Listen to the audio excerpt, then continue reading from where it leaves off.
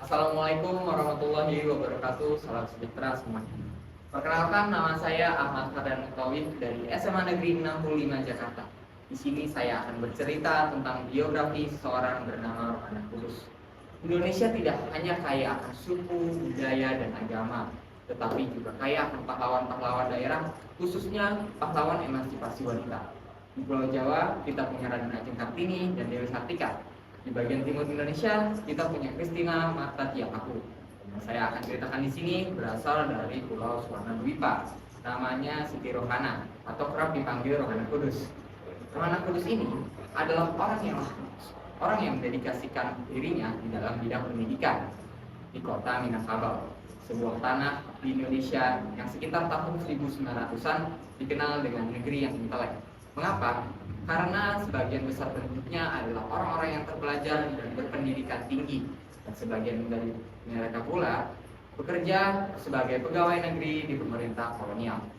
Dari hal tersebut, kita tidak heran jika Siti Rohana atau Rohana Kudus ini mampu berbahasa Belanda pada saat umur 8 tahun. Siti Rohana lahir pada 20 Desember 1884 di Kota Agam, Minangkabau, dari sepasang orang tua bernama Muhammad Rishad Meharja dan ibunya bernama Kiam. Mereka keduanya merupakan orang yang berpendidikan dan beragama yang kuat. Ayahnya seorang jaksa dan tanpa pendidikan formal, ayahnya mendidik Rohana pada usia 5 tahun. Dan Rohana bisa mengenal abjad Latin, Arab, dan Arab Melayu. Tumbuh dan besar di lingkungan yang berpendidikan membuat Rohana menjadi sosok yang gemar membaca dan peduli terhadap keadaan Indonesia, terkhususnya pada nasib perempuan di Indonesia. Ia bercita-cita mendirikan sebuah sekolah pribumi dan akhirnya tercapai pada 11 Februari 1911. Namanya Sekolah Kerajinan Amai Setia atau kerap dipanggil KAS. KAS ini adalah sekolah pertama yang dibangun oleh Rohana dan tercatat sebagai industri mandiri rumahan pertama di Kota Gadang. Hal tersebut tak lepas dari dukungan kedua orang tuanya dan suaminya yang bernama Abdul Kudus. Perjuangan Rohana tidak berhenti sampai di situ.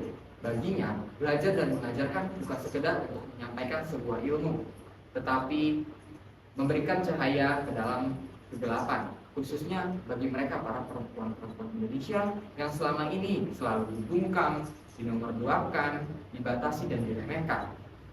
Rohana mengangkat pena sebagai senjatanya pada tahun 1912. Ia berhasil menembus ruang dan suara. Dia berhasil mendirikan Sunting Melayu, di mana Sunting Melayu sendiri adalah surat kabar pertama di Indonesia yang berani menyuarakan suara kaum putri pertiwi untuk membicarakan kesetaraan, pendidikan, dan melawan ketidakadilan. Surat kabar Sunting Melayu ini terbit pertama kali pada tanggal 10 Juli 1912 di Kota Padang. Pada masa itu, perempuan sering dianekdotkan dengan kata-kata sumur, dapur, dan kasur. Rohana terus menggemakan hak-hak perempuan Indonesia ke seluruh pelosok negeri Indonesia melalui tulisan-tulisannya.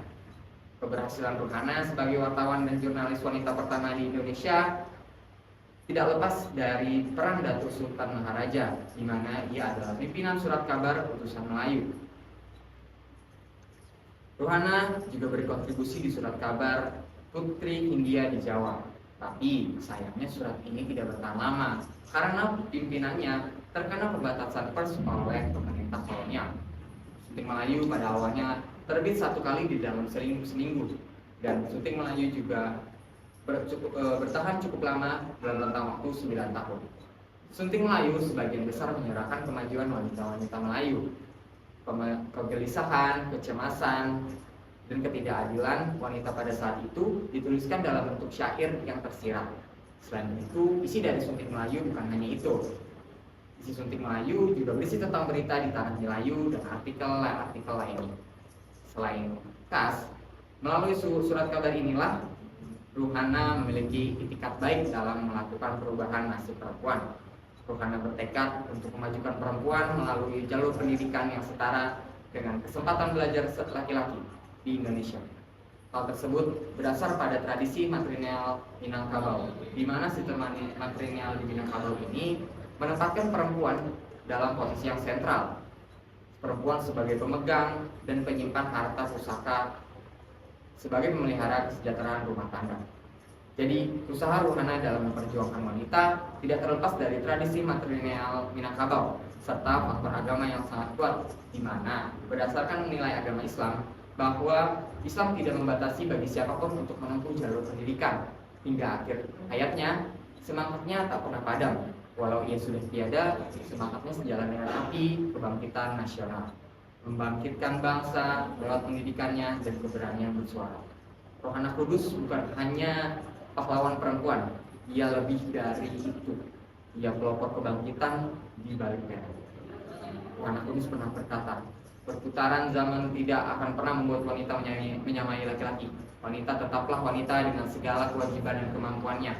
Yang harus berubah adalah wanita harus mendapat pendidikan dan perlakuan yang baik dari semua orang. Terima kasih. Wassalamualaikum warahmatullahi wabarakatuh.